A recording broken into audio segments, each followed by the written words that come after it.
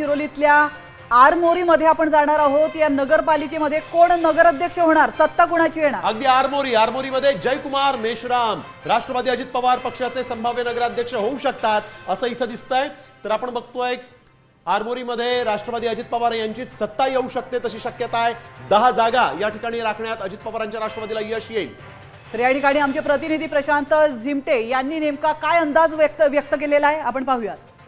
आरमोरी नगर परिषद सार्वत्रिक निवडणूक 2025 आरमोरी नगर परिषदेचे आरक्षण अध्यक्षाकरिता अनुसूचित जातीकरिता राखीव असून येथे खऱ्या अर्थाने चौरंगी लढत दिसून येत आहे।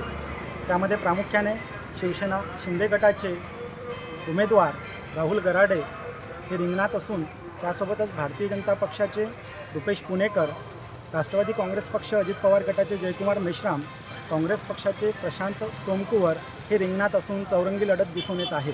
तरीही राष्ट्रवादी काँग्रेस पक्ष अजित पवार गटाचे जयकुमार मेश्राम यांचे पारडे जड असल्याचे आरमोरीकर जनतेकडून बोलले जाते।